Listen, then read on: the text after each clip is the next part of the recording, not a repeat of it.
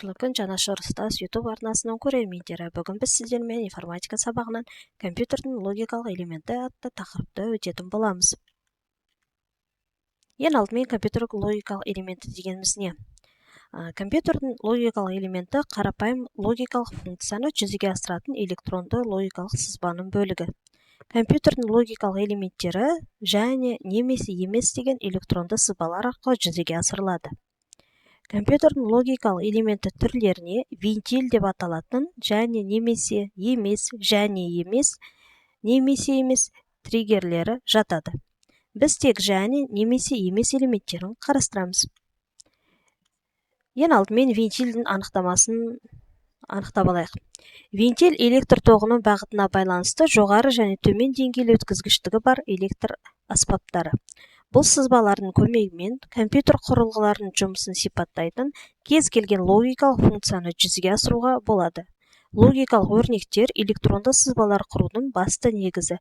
Әдетте вентильдердің 2-ден 8-ге дейін кірісі және 1 немесе 2 шығысы болады.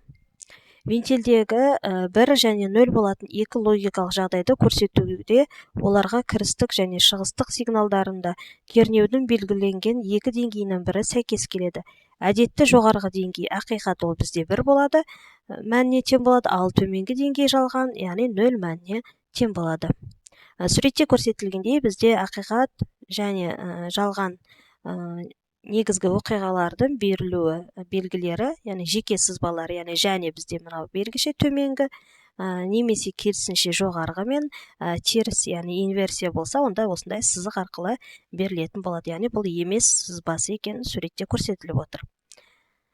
Және сызбасы бірінші суреттегі бір немесе бірнеше логикалық мәндердің конъюнкциясынан жүзеге асырады. Ал немесе сызбасы екінші суретте көріп отырғандарыңыздай бір немесе бірнеше логикалық мәндердің дезюнкциясын жүзеге асырады. Ал үшінші терістеу, яғни инвертор операциясын жүзеге асырады.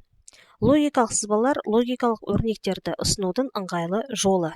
Яғни инвертор, конъюнкция, дезюнкция суреттерде көрсетіп отыр. Яғни бізде 0 және 1 ол ақиқат және жалған, 0 пікір 0, яғни болған жағдайда және 0 жалған пікір. Дезюнкцияда да 0 немесе және 0, яғни 2 ақиқат пікірлер. Немесе жалған және ақиқат емес. Конъюнкцияның кезінде 0 және 1 болған кезде бізде пікір мысалға 0, яғни ол ақиқат, немесе керісінше 0 және 1 болған кезде 1 шықса, онда бізде жалған ақиқат болып отыр. Назарларыңызға рахмет.